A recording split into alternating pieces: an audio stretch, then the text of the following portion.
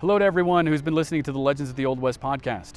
I'm the host and producer, Chris Wimmer. I'm here with the exhibits director of Deadwood History, Darrel Nelson. We're going to do a quick little summary for you about the legacies of two polar opposite figures in Deadwood history.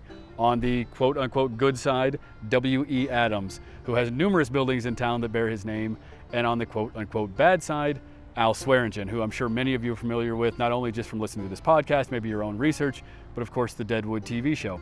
So let's start with Adams. So what is the lasting legacy of W.E. Adams? In the town of Deadwood itself, there are a number of buildings that have his name. Sure. As a mayor and a leader, he began a number of ventures that still are being played out today.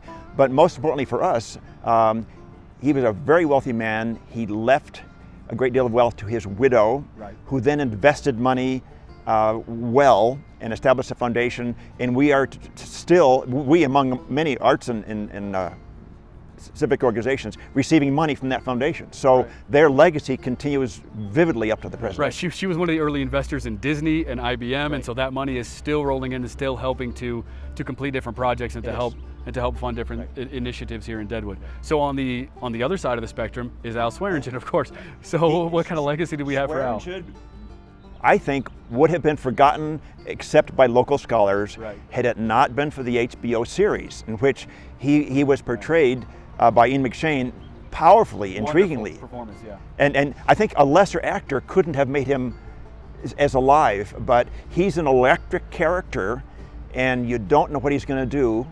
And he's layered. You get the impression that there's more to this guy than just doing mean things. Right. But at the same time, we probably wouldn't know who he was. Right. Just with his operation of the Gem Saloon, he left in 1899 after the third fire to his Gem Theater. Yeah. And then he was gone from Deadwood, and so he probably would have been forgotten after that. Yeah, I think so.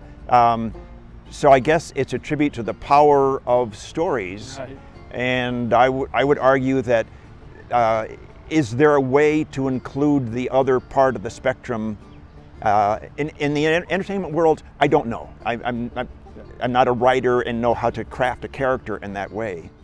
But you're right. We're still fascinated with that character. They both have incredible lasting legacies here.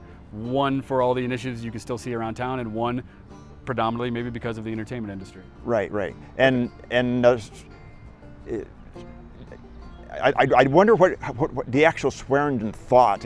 He might have been a simple man. He might have had a narrow focus. We can't say, but the HBO series brought him to life in a way that is very compelling. And I would be interested to see what they would do with a character like Adams.